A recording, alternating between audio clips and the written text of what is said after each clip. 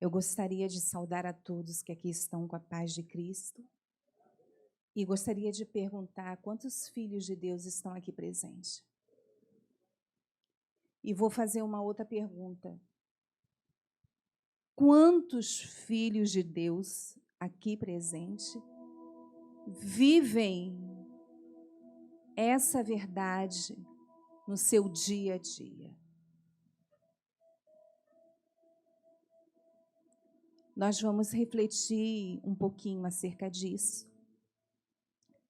Nós tivemos aqui ao longo de 7 semanas, com essa que é a 8ª, encerrando uma campanha cujo título, tão desafiador, Derrubando Gigantes. Nós vimos aqui mensagens maravilhosas da parte de Deus, que nos trouxeram força. Eu acredito que muitos que aqui estão derrubaram gigantes já na primeira semana, já na segunda, alguns na terceira. Outros ainda hoje se encontram procurando derrubar os seus gigantes. Nós tivemos na primeira semana o pastor Santos falando que a guerra é do Senhor e Ele tem o controle de todas as coisas. Na segunda semana, o pastor Elias nos levando a ouvir a voz determinada de Deus falando para nós: seja forte e corajoso. Pastor Carlos Pedro nos impulsionou na ação por meio da fé, através da declaração: eu vou lutar. Pastor Paulo Reina nos levou ao entendimento na 4ª semana de que devemos encarar a nossa vida com uma batalha, mas Deus nos faz triunfar. Na 5ª semana, pastor Paulo José nos conduziu à importância de se olhar para as atitudes que tomamos antes de uma batalha. Vitória ou derrota, dependendo das atitudes. Na 6ª semana, pastor Paulo Reina, mais uma vez, nos trazendo uma palavra dizendo que devemos não somente vencer os gigantes, mas principalmente as pelejas.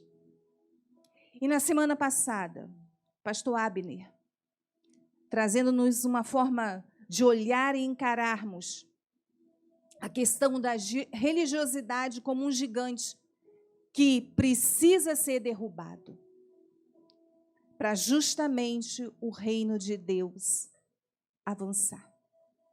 E o reino de Deus conta conosco, filhos. Sendo que, ao analisar todas as mensagens que foram dadas aqui, e ao ter colocado a mim essa oportunidade de trazer esta última, que encerra essa campanha, mas não encerra a nossa luta, porque ela é dia a dia, e pensei em algo que o Espírito Santo colocou em meu coração a analisar a trajetória de Davi, no qual é referência praticamente para a maioria das pregações que foram aqui destinadas e foram colocadas sobre este tema. Porque não adianta um gigante, um problema estar na nossa frente, uma luta, uma guerra sendo travada, se eu já me coloco como derrotada dentro da minha mente. Se eu, dentro da minha mente, não me considero verdadeiramente filha de Deus, ou talvez me considero filho e filha de Deus, mas não tomo posse e não exerço a convicção daquilo que Deus colocou para cada um de nós. Quando nós olhamos Davi, deveria ser um rapazinho, um jovenzinho, deduzimos que estaria mais ou menos nessa faixa. Nós vemos tanta determinação, vemos tanta convicção, tanta certeza. Davi já havia derrubado Golias na sua mente, no seu coração, mediante a determinação e a convicção que ele sabia quem era Deus, quem é Deus e quem ele era. E é assim que nós, filhos e filhas de Deus, devemos nos posicionar para vencer as nossas guerras e derrubar todo e qualquer gigante à nossa frente. Mas precisamos, primeiramente, derrubar os gigantes da nossa mente. Eu vou trazer um trechozinho. Eu vou pedir que coloque justamente o trecho da própria narrativa de Davi, que está lá em 1 Samuel, no capítulo 17. Mas eu vou ler alguns pontos apenas. Não leremos todo o capítulo. É só para a gente se situar. Não irei me basear somente nessa referência, mas é só para nós nos basearmos. Depois que Davi foi levar o alimento lá para os seus irmãos que estavam naquele local onde estaria, né, sendo travada a batalha, e o exército de Israel estava sendo desafiado. Nós vamos aqui para o versículo 28.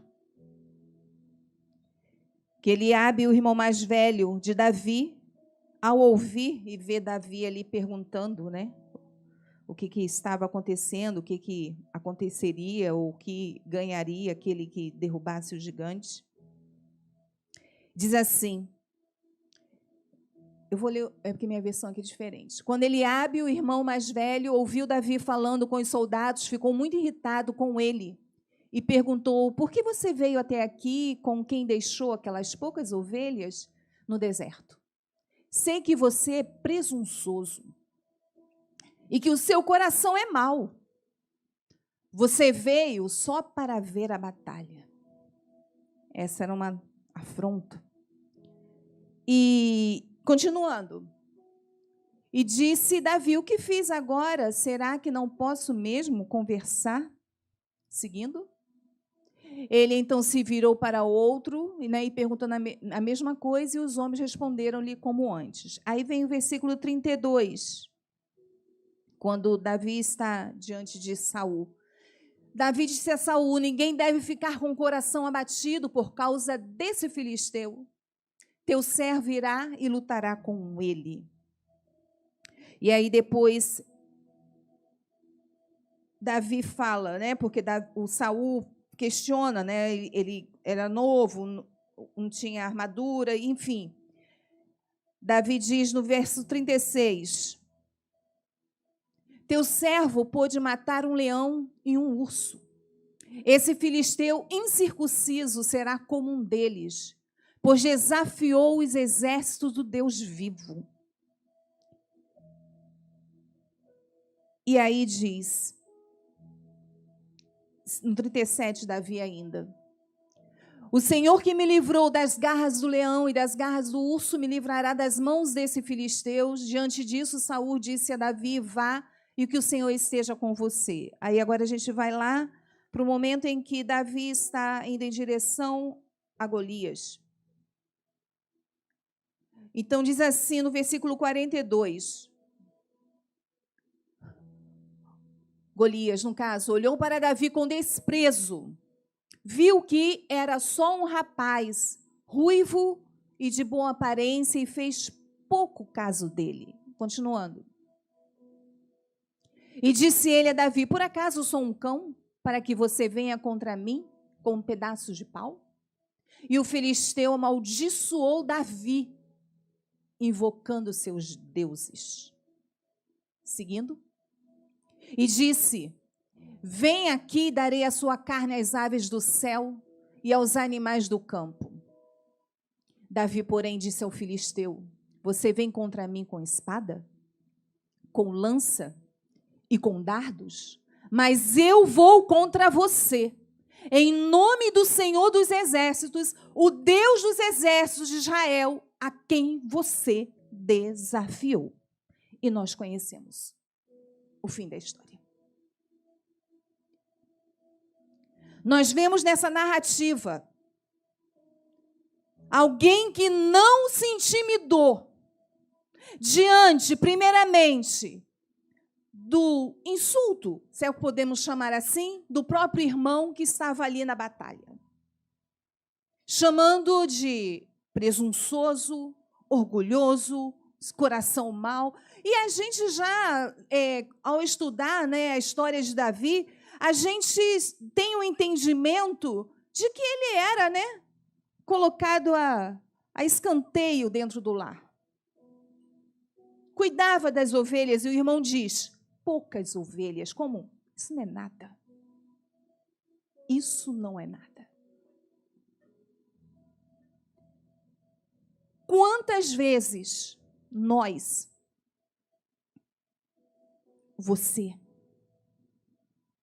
recebe falas, às vezes dentro de convívio de pessoas que você conhece ou até mesmo outras pessoas, e vem com palavras depreciativas que acabam te intimidando e fazendo com que você não siga em frente ou até mesmo paralise, confiando e acreditando naquilo que foi dito, tipo, você não é capaz? Ou crescemos ouvindo, você será um incompetente? Você não terá sucesso na vida? Pensamentos que são alimentados e que acabam sendo enraizados, fazendo com que nós acreditemos naquelas mentiras. Isso se torna, dentro de nossa mente, gigante. Porque ele foi capaz de te impedir e você cresceu acreditando naquilo. E isso te faz não prosseguir e não ir o contrário daquilo que você tomou como verdade. A Bíblia diz em Provérbios 23, 7, porque como imagina em sua alma, assim ele é. Não será possível nenhum de nós vencer nenhum gigante ou nenhuma batalha fora, se nós não vencermos o gigante dentro de nós. Pesquisas científicas, vocês devem conhecer, estudiosos, dizem que tudo aquilo que você pensa repetidamente tem um poder muito grande de moldar a sua forma de viver e automaticamente transformar a sua forma de ser. Modelar quem você é. E eu lanço uma pergunta a mais a você nesta noite, e a você que está nos assistindo, participando deste culto. Quais as mentiras? Quais os pensamentos que você tem alimentado e que tem moldado a sua forma de ser? Tem te dado a insegurança ou a incerteza, dizendo, será que eu tenho algum propósito na minha vida? A minha vida não tem sentido. Eu não vejo solução. Fui rejeitada desde o ventre. Sou ninguém. Tantas palavras, mas eu digo para você nesta noite, que quando Deus te deu o sopro de vida, Deus colocou um propósito. Deus desenhou um caminho para você. E Deus te fez filho e filha. E eu acredito que todos que aqui estão participando são filhos e filhas. Porque para ser filhos e filhas, tem que reconhecer Deus como Pai e aceitar Jesus como Salvador, sendo o filho primogênito de Deus Pai. Você que está participando, se você não tomou essa decisão, Você, neste momento, é uma criatura de Deus. Você foi criado por Deus, mas não tem ainda a experiência e a chancela de ser filho ou filha de Deus. Mas você pode fazer e se tornar nesta noite, ao reconhecer aquele que tem todo o poder, aquele que veio para te salvar, para nos salvar, pagar um preço, como nós vimos aqui, do pecado, do nosso pecado, que éramos nós que merecíamos morrer. Mas foi Ele que pagou este preço. Voltando à questão relacionada a essa questão do nosso pensamento, foi entrevistado uma certa vez a Ayrton Senna, e a pergunta para ele foi: qual a explicação para tantas vitórias? E como ele fazia para poder ganhar as corridas? E ele dizia que ele ganhava as corridas primeiramente na sua mente. Estudava tudo o que tinha que fazer e via na sua mente. Nós vemos na Bíblia, em Hebreus 11, versículo 1, a confirmação daquilo que nos faz movimentar em direção ao que nós não vemos. A Bíblia diz que nós não precisamos ver para crer, porque a fé é crer naquilo que se espera e a convicção de fatos que nós não vemos. A nossa trajetória para derrubar os gigantes, primeiramente dentro de nós, para que nós venhamos a desbravar em toda e qualquer batalha, está justamente no exercício da fé, naquilo que nós cremos, não vemos, mas sabemos que ocorrerá e acabamos vendo pelos olhos da fé, aquilo que não está no porte natural, mas já está determinado da ordem do sobrenatural. Davi estava diante de um gigante, no qual o exército de Israel, amedrontados, homens preparados, com armadura pesadas, mas estavam medrosos, acovardados, intimidados. O exército de Deus. Mas não estavam vendo Deus, não estavam confiando em Deus, não estavam crendo que Deus daria-lhe a vitória. Não viviam uma intimidade com Deus.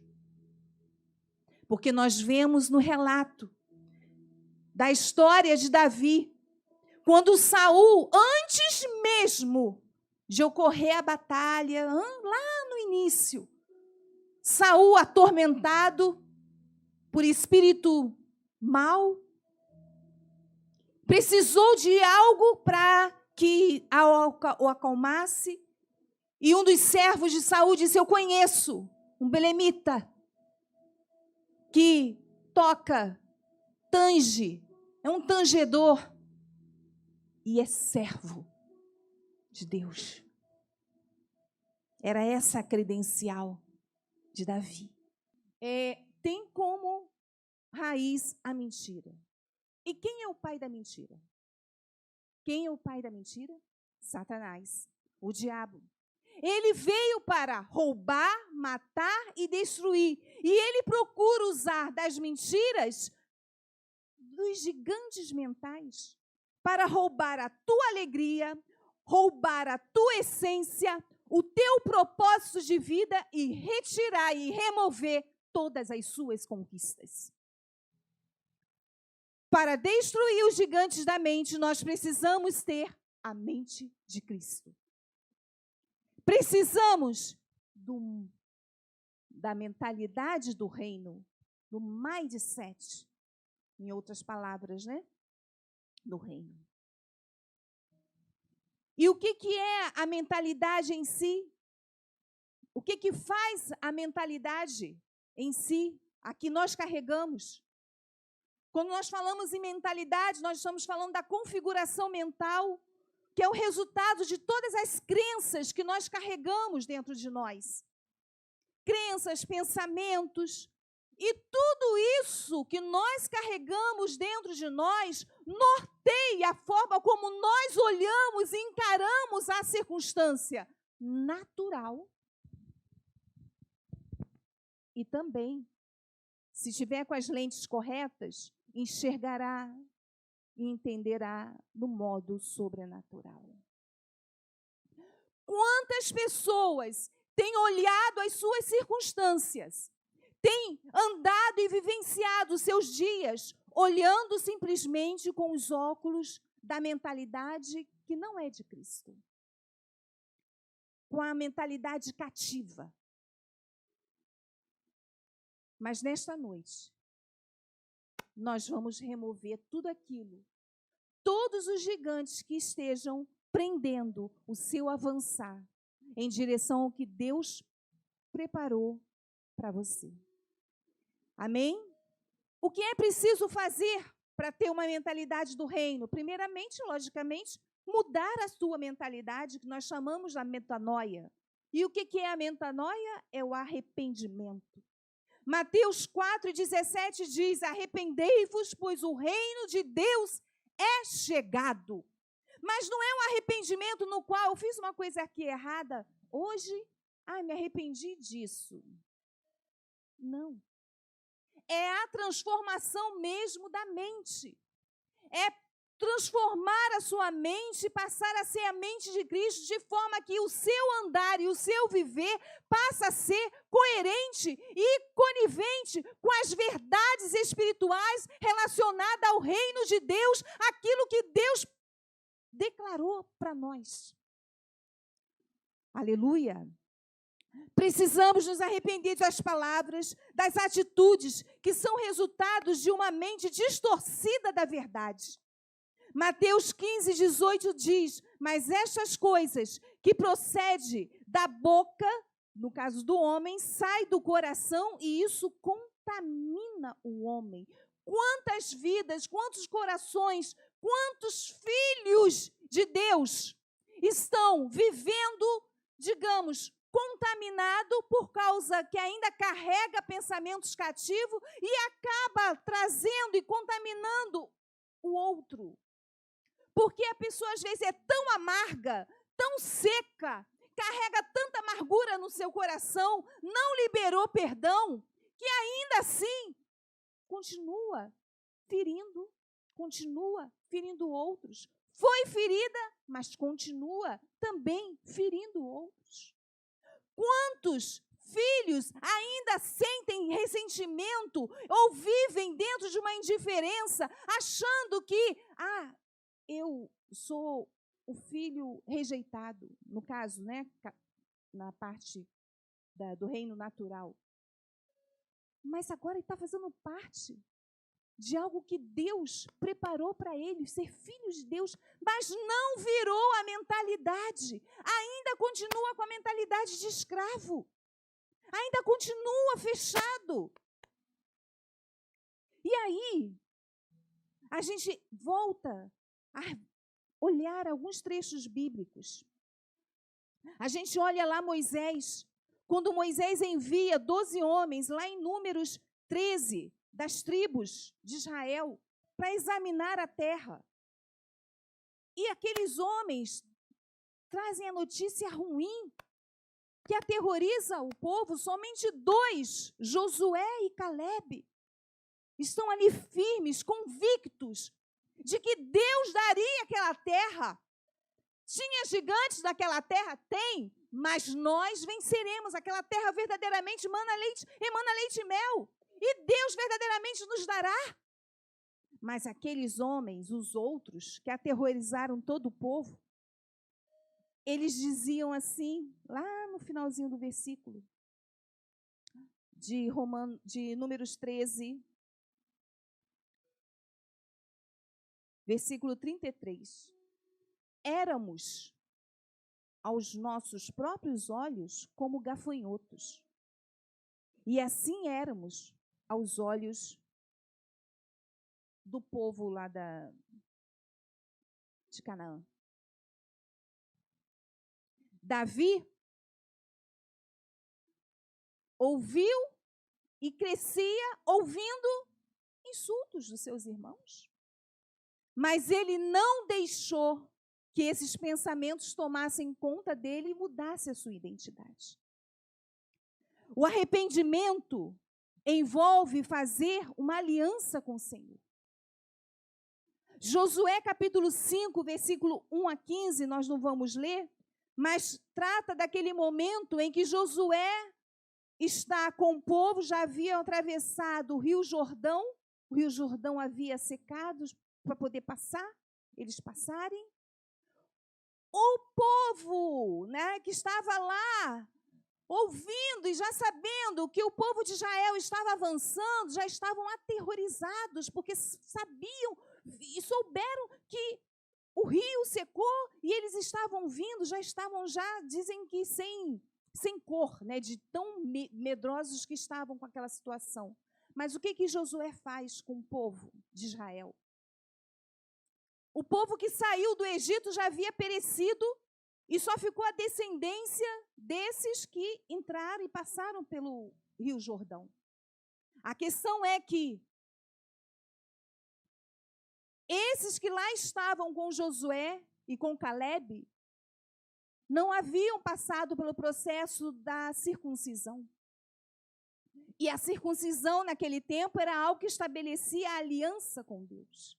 E Deus assim determinou que o povo ali, no caso Josué, afiasse, preparasse o material, afiasse os facões ali e circuncidasse todo o povo que estava ali com ele, todos os homens. Isso significa, trazendo para o lado espiritual, a aliança. E o lugar que eles fizeram isso era chamado de Gilgal, que significa ciclo.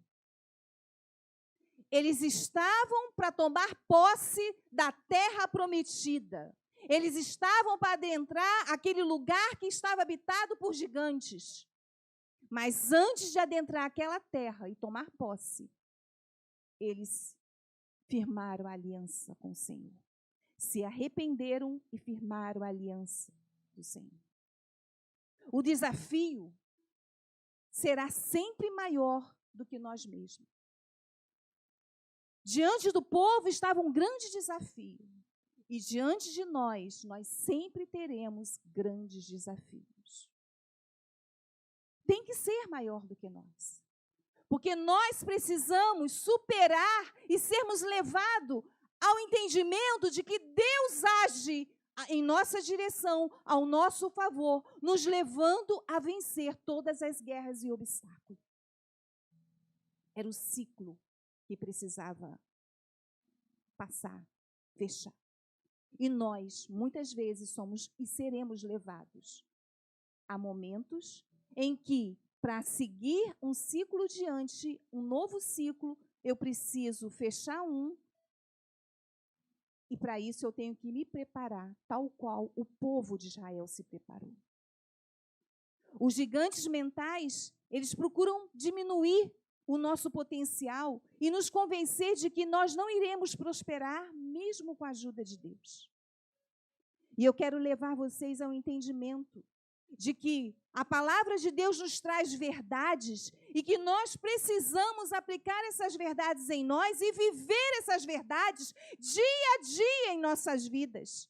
Porque se nós não tomarmos posse dessas verdades na nossa mente, automaticamente no nosso coração, qualquer sopro de vento, qualquer situação ou desafio vai nos paralisar, porque ou o medo vai nos tomar conta, ou a insegurança, a incerteza, a tristeza, a angústia, a dor. Davi, voltando à história de Davi, Davi não se amedrontou, ele tinha certeza de quem ele era. Nós vivemos um momento da história da igreja e da história da humanidade que requer que os filhos de Deus tomem o seu posicionamento. mas tomem o seu posicionamento sabendo verdadeiramente quem você é no reino de Deus.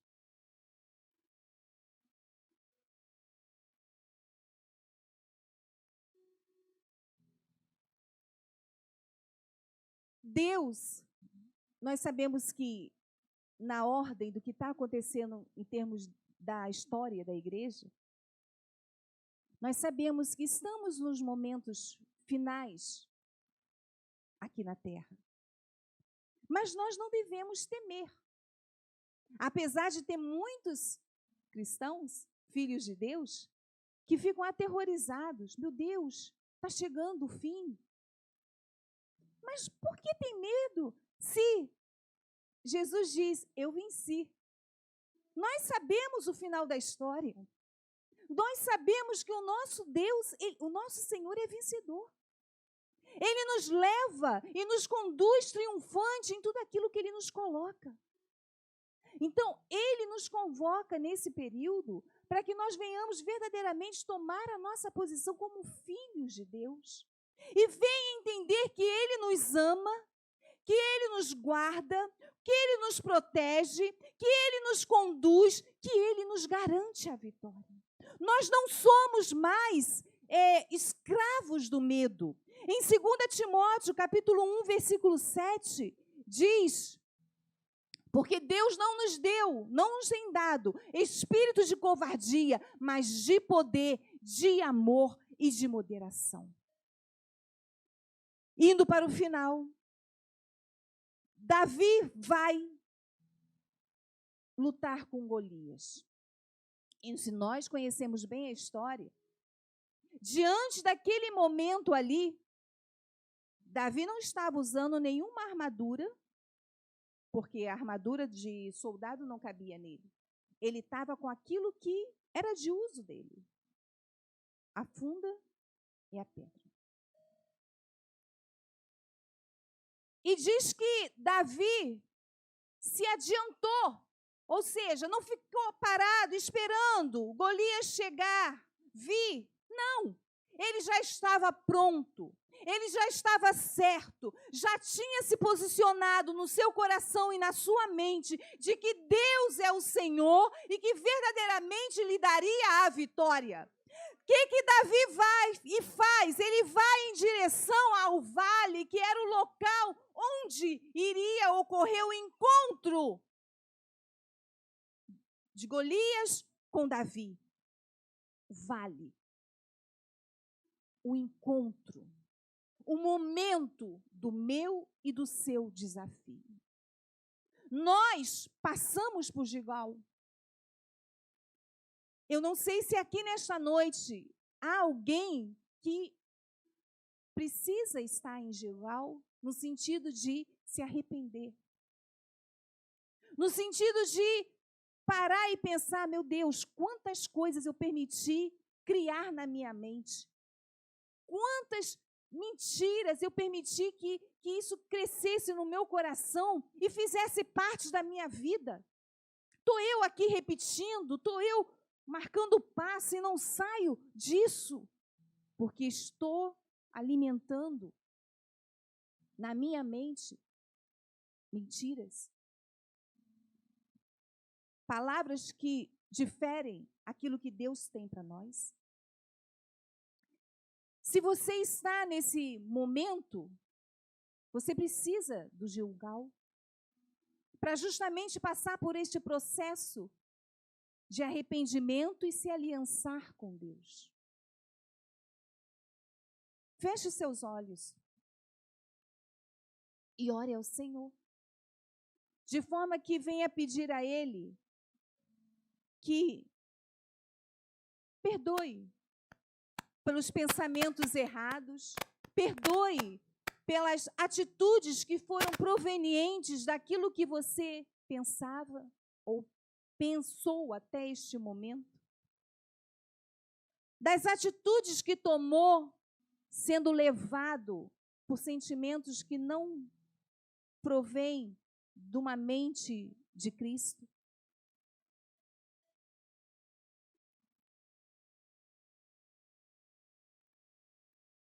Amém.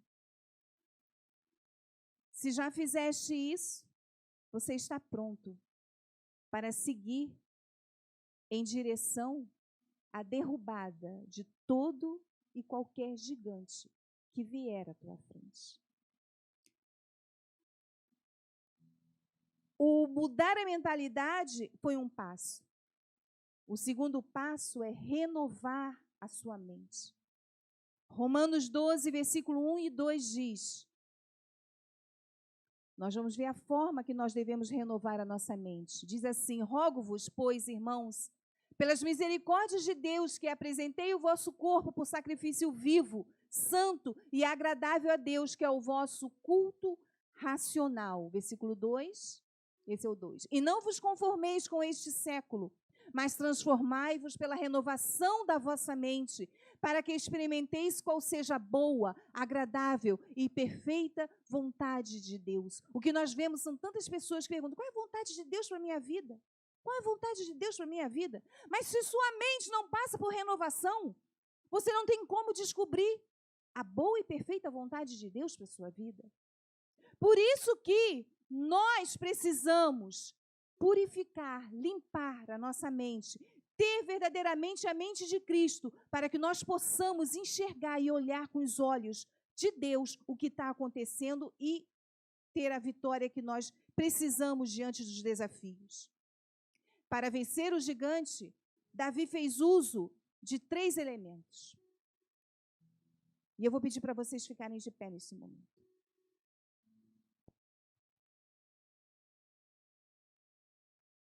Ele fez uso de experiência.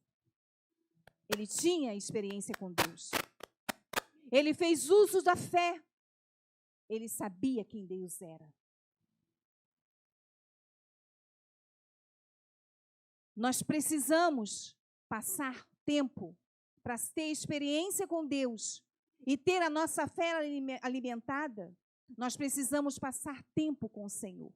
Isso equivale à oração. Davi também fez uso do terceiro elemento, que é a declaração.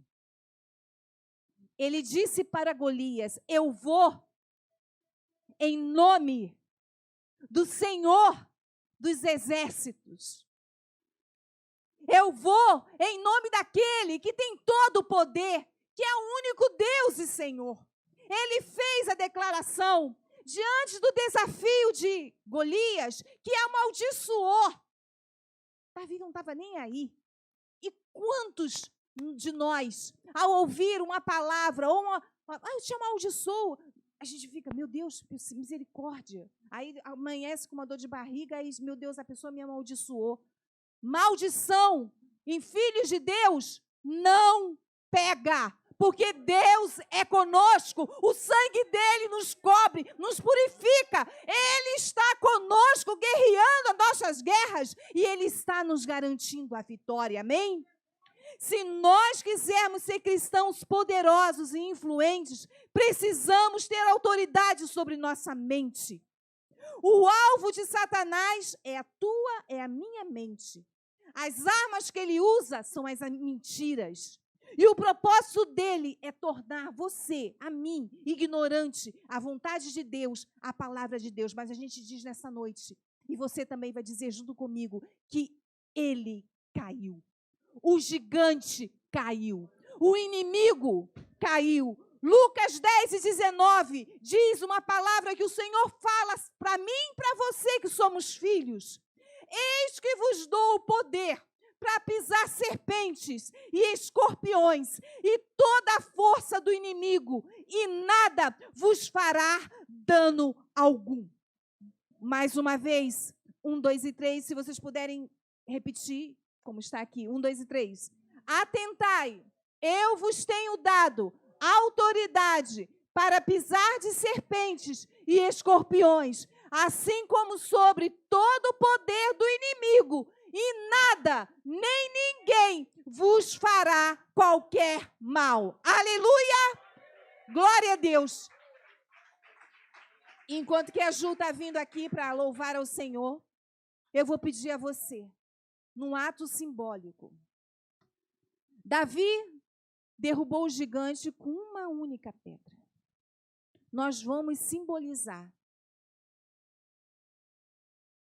Quais são os gigantes da sua mente que você precisa derrotar? Ou algum outro gigante que ainda permanece? Porque talvez na sua mente você tenha achado assim, não, eu acho que eu não tenho força suficiente para derrotar. Esse gigante vai ficar me perseguindo. Meu Deus, o que será de mim? Eu sou muito fraco na fé. O inimigo coloca dúvidas, até mesmo com relação à sua fé.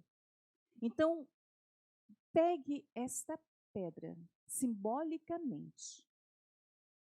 Porque você agora, você tem a convicção de que é filho. Alguém tem dúvida de que é filho de Deus? Alguém tem dúvida de que o que Lucas 10:19, a declaração de Jesus para nós, alguém tem dúvida que é para você, que é para mim? Aqui diz, vos dou poder para pisar as serpentes. Então, vocês vão nesse ato simbólico. Nós vamos estar louvando aqui, a Ju vai estar louvando.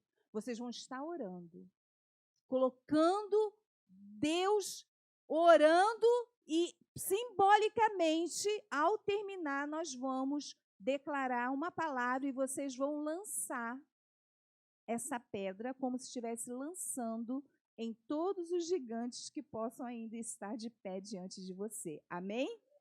Aleluia!